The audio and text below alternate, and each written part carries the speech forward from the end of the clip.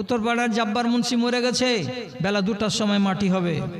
যারা অশিক্ষিত লোক তারা বলল ইন্না লিল্লাহি ওয়া ইন্না ইলাইহি রাজিউন, আর যারা মুবারক সাহেবের মতন পড়াশোনার লোক ওরা সাথে সাথে বলবে আলহামদুলিল্লাহ, জাল্লাদ মরে গেছে তো ভালো হয়েছে।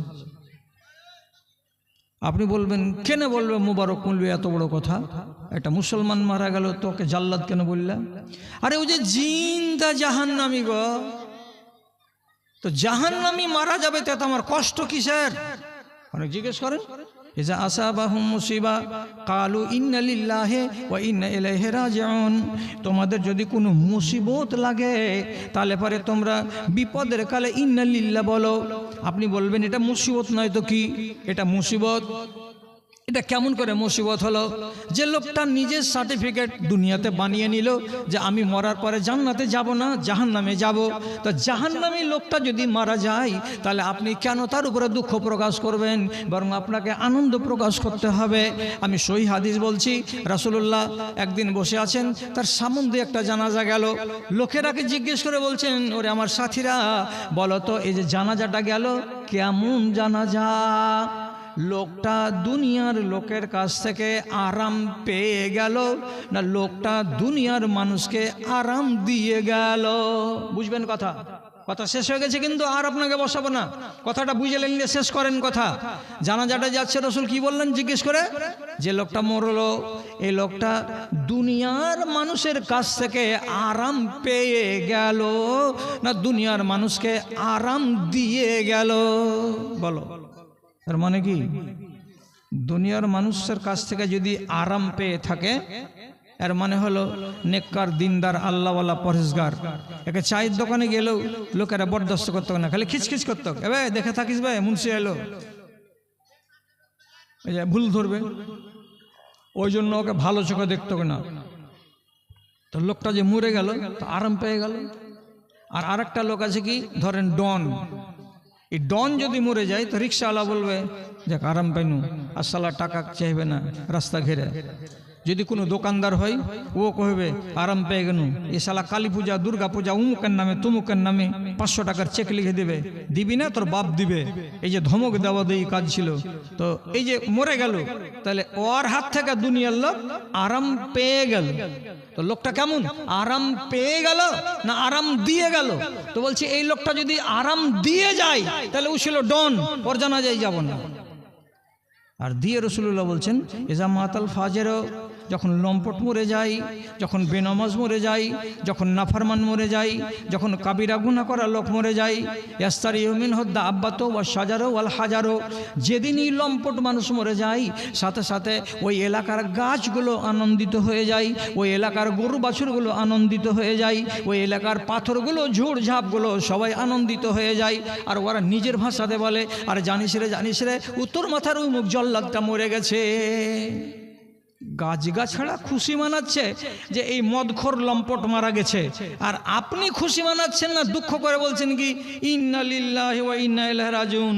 জমশেদ আলী মরে গেছে, যে জমশেদ আলী নিজের বেটির একে জমি দেয়নি, 12 বিঘা জমি 2 বেটাকে লিখে দিয়ে চলে গেছে।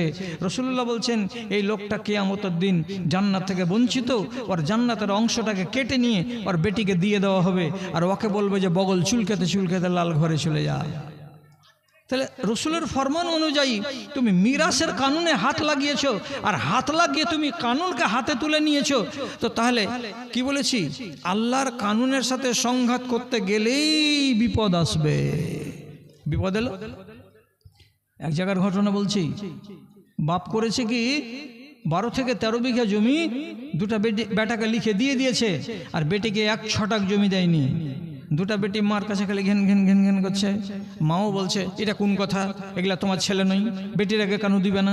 না বেটির আগে কেন দেবো, কোনঠে কার বিয়ে হলো না হলো জমিগুলো এখান থেকে ওখানে নিয়ে চলে যাবে, এটা আমি ভালোবাসি না, দিল না। মরে যাওয়ার পরে এবার মা করলো কি, ফাইসালা নিল যে আমার নামে আনুমানিক 7 থেকে 8 বিঘা জমি আছে, আমি 1 কাঠা জমি 2 বেটাকে দিব না, সবখানি জমি 2 বেটিকে আমি লিখে দিয়ে দেবো। যখন দেখলো যে মা তো এমনে কাত হয়ে গেছে, তখন ছেলে 2টা ভিড়লো মায়ের কাছে, মা তুই এরকম করবি নাকি, তোর জমি ধারকে ভাগ নেই নাকি? তো মা বলছে তো তোর বাপের জমিতে কি তোর বোনের ভাগ ছিল না? তো বাপ দেয়নি তো আমরা কি করব? তা আমি দেবো না তো তোরা কি করবি? এই যে তর্ক শুরু হয়ে গেল। যখন দেখলে যে মাকে তো পারা যাচ্ছে না, মা তো বাং হয়ে আছে, তখন শেষের বেলায় চাপ দিল, তুই যদি বেটি রেখে লিখে দিয়ে দিস আর আমরা জানতে পারি, তাহলে আমার বাপের বাড়িতে তোকে থো না। এখন কি মার দরকার আছে? বাপ মরে গেছে, মা মা হয়ে গেছে। আর মার কোন দরকার? 50 বছরের ছেলের মামা করে বেড়াবে কি? মার দরকার নেই। তুই যদি আমরাকে জমি না দিয়ে বোনেরাকে জমি লিখে দিয়েছিস, তো তোকে এই বাড়িতে রাখবো না। তুই রাখবি না ওগুলো আমি বুঝি না। আমি জমি তোরাকে দিব না, আমি 2 বেটিকে জমি দিয়ে দেবো। শেষ পর্যন্ত কি হলো? আর একদিন 2 বেটা ষড়যন্ত্র করে মায়ের ঘরখানে তালা মেরে দিল, আর বাদ বাকি জায়গাগুলোকে খোলা রাখলো। মা বলছে, হারে হার ঘরে তালাকে মারলি? হারা মেরেছি। তুই বল যে জমি হারা কেউ দিবি? না দিব না। তালা মারলি তো কি, আমি বারান্দাতে ঘুমাবো? শেষের বেলায় অপমান করে মাকে বাড়ি থেকে বের করে দিল। মা তখন চলে গেল বেটির বাড়ি। বেটির বাড়ি থাকে তো 2 বেটি ভাগযোগ করে বলে, মা একজনের কাছে থাকিস না, আমার বাড়ি 10 দিন 12 দিন থাক, বড় বউর বাড়িতে যে তুই ওখানে 10 দিন 12 দিন থাক। ও বড় বউ যদি বলে এখানে আসতে হবে না, তাতে আমি রাজি। তুই যদি বলিস আমার বাড়িতে এখানেই থাকবি, তাতে আমি রাজি আছি, কিন্তু তোকে এইভাবে ওই বাড়ি আর যেতে হবে না। স্বামী মরে যাওয়ার পরে স্বামীর বদচলনের কারণে তার হালাল স্ত্রী বেটাদের বাড়িতে আর ঠাঁই পেল না, জায়গা পেল না, বেটির বাড়িতে দিন কাটাচ্ছে। আর 2 বেটিকে বেচারি 4 বিঘা করে 8 বিঘা জমি লিখে দিয়েছে। প্রথমে আপনারা একটা আওয়াজ করুন তো, ভুল হয়েছে না ঠিক হয়েছে? ভুল হয়েছে। কি হয়েছে? এটা ভুল। ও গেল খাঁড়ার তলে জাহেল বলে, তো তুমি স্ত্রী কেন খাঁড়ার তলে গেলে? প্রতিশোধ নিতে গিয়ে এভাবে বেটিকে লিখে দেওয়া ঠিক হয়নি। তো আবার ভুল করে বসলো। তাহলে একজন যখন ভুলকে জন্ম দিয়েছে, তখন এই ভুলটাকে ঢাকার জন্য আরো 4টে ভুল করতে হচ্ছে। হয়ে গেল। আর ওইভাবেই জিন্দগি চলে আসছে। আল্লাহ হেফাজত করে। আপনি যদি আল্লাহর কানুনকে উল্টিয়ে দিয়ে নিজের কানুনকে চালু করেন, তাহলে সংঘাত অনিবার্য, এবং দরকার হয়ে যেতে গেলে আল্লাহ তাআলা আযাব পাঠিয়ে দেবেন। আল্লাহ তাআলা বলেছেন দিনের ইলম শিক্ষা করো, এটা ফরজ। আল্লাহ তো বলেননি ইংলিশ মিডিয়ামে বেটাকে পড়াও, কোনো জায়গাতে নেই। তাহলে আমাদের দেশের লোকেরা নিজের বেটাকে নার্সারিতে দেয় না, হিফজে দেয় না, নিজামিয়াতে দেয় না, কোথায় দিচ্ছে? খ্রিস্টান মিশনারি স্কুলে দাও। আরে আমাদের মতো, আমার মতো মুসলমান যার টাকা পয়সাওয়ালা আছে, খ্রিস্টান মিশনারি স্কুলে পড়াচ্ছে এক একটা ছোট ছোট বাচ্চা ছেলেকে 7,000 8,000 টাকা করে মাস দিয়ে। বেদিন নিজের মুসলমান বাচ্চাটাকে কাফেরের স্কুলে পাঠিয়ে কাফেরের তালিম নিয়ে তার মন মানসিকতাকে তুমি কি করছো? ইলহাদ আর কুফরে দিয়ে ভরে দিচ্ছ। তোমার মতো কপাল পোড়া লোক দুনিয়াতে কে আছে?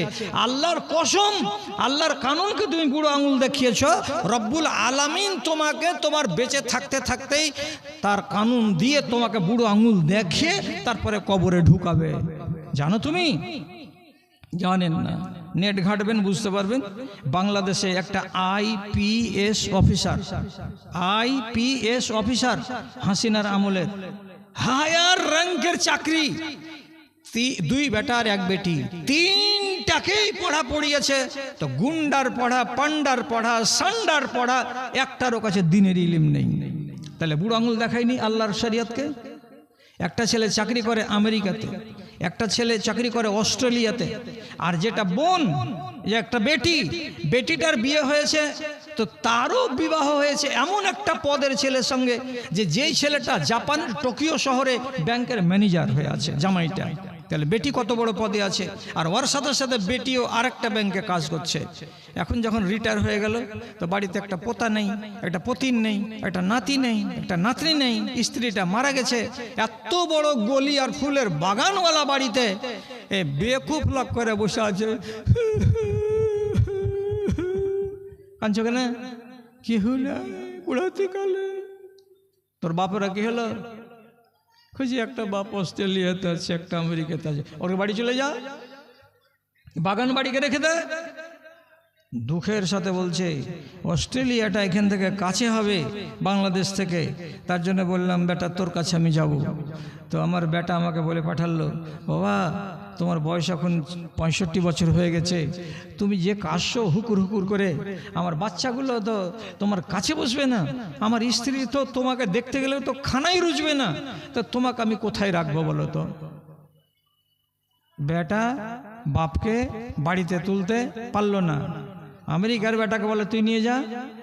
বাংলাদেশের বাড়ি ছেড়ে কি জন্য এত দূরে আসবে, একটা কাজের মেয়েকে রেখে নাও, নিয়ে সংসার চালাও, এত দূরে আসা যাবে না, সব ঝামেলা। বেটিকে বলা হলো, বেটি তোর কাছে আসবো কি, তুই আমাকে রাখবি কি? তো বেটি বলছে, বাবা পৃথিবীতে কোন বাপ আছে যে বেটির বাড়িতে থাকে, আমি কি জন্য নিব, লোকে কি বলবে আমাকে আর তোমাকে কি বলবে, আমার বাড়ি আসিও না বাবা। বেটিও নিল না, বেটাও নিল না। এই যে অন্যায় তালিম দিয়েছিলেন আর আল্লাহর কানুনকে বুড়ো আঙুল দেখিয়েছিলেন, লাভ কি হলো? শেষের বেলায় চলে যেতে হলো ওকে বৃদ্ধাশ্রমে। বৃদ্ধাশ্রম বুঝেন?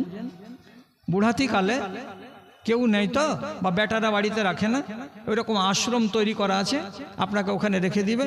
আরও 30, 40, 50টা বুড়া আছে, টাইমে টাইমে খানা পাবে, টাইমে টাইমে তাদেরকে গোসল করাবে, তাদের পিসাব পায়খানার জন্য তাদের সহযোগিতা করার জন্য আয়া আছে, তাদেরকে খেতে দিবে, ঘুমাবার ব্যবস্থা দেবে, জামা দেবে, কাপড় দেবে, সব পরিষ্কার করে দেবে, মাসে মাসে আপনার নামে বিল পাঠিয়ে দেবে, বিলগুলো বেটারা আদায় করে দেবে। ঠিক এইভাবে বেটা দুইটা একটা বেটি কোটি কোটি টাকার মালিক নিজে, এবং ছেলেরা ছেলেদের কাছে আশ্রয় পেল না, বৃদ্ধাশ্রমে আশ্রয় পেল। বছর দেড়েকের মাথায় মারা গেল। খবর হলো আমেরিকারটাকেও আর ইউরোপের আর অস্ট্রেলিয়ারটাকেও। ওরা বলল যে পার্শ্ববর্তী কোনো একটা কবরস্থানে আমার বাপকে সমাহিত করে দাও, বিল যেটা হবে টাকা সেটা বলে দিবে, বাঁশের টাকা, কবর খোঁড়ার টাকা, ফাতেহা করার টাকা, সব টাকাগুলো আমরা এখান থেকে দিয়ে পাঠিয়ে দেবো।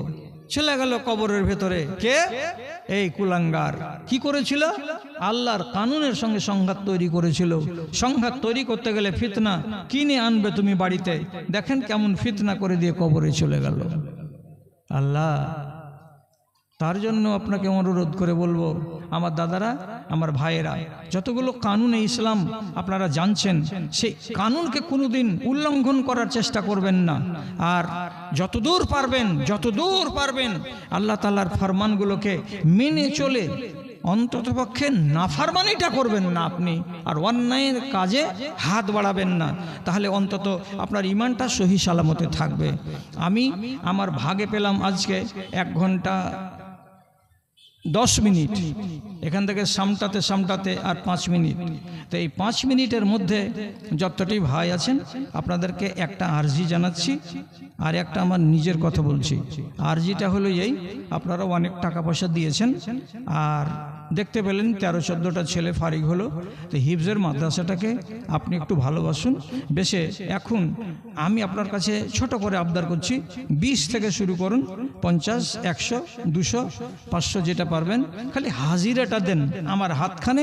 আপনার 20টা টাকা আমি পেতে চাইছি কমপক্ষে। আর একটা কথা বলবো, আর একটা কথা হলো এই, সাহাবীদের জীবনী যদি পড়েন খুব জ্ঞান পাবেন। সাহাবীদের জীবনীতে জ্ঞান ভরা আছে। রমজান মাসে আজ চলে আসলে আর কয়দিন পরে রমজান মাসে পড়বেন, তো 10টা সাহাবীর জীবনীকে খুব চমৎকার করে লেখা আছে কোরআন হাদিস দিয়ে। 175 পাতার বই, 200 পাতার বইটা নাম হলো লাঞ্ছিত জীবন ছেড়ে ইমানের ছায়া তলে। এই বইখানা যদি আপনি পড়েন তো অনেক জ্ঞান পাবেন। দাম লাগবে মাত্র 50টা টাকা। তো বাড়িতে মা যদি শিক্ষিতা থাকে, বোন যদি শিক্ষিতা থাকে, তো আপনি 50টা টাকার মায়া করে ছেড়ে চলে যায়েন না, এখানেই পাওয়া যাবে বইটা। কেউ আসো জি, আচ্ছা, যদি কাউরি নেওয়ার ইচ্ছা থাকে নেন। আচ্ছা, আলহামদুলিল্লাহ আপনারা দান শুরু করেছেন, বেশ ভালো কথা। 20টা টাকা হলেও আমার হাতে দেন, আমি খুশি হব যে আপনি হাজিরি দিয়েছেন। আলহামদুলিল্লাহ।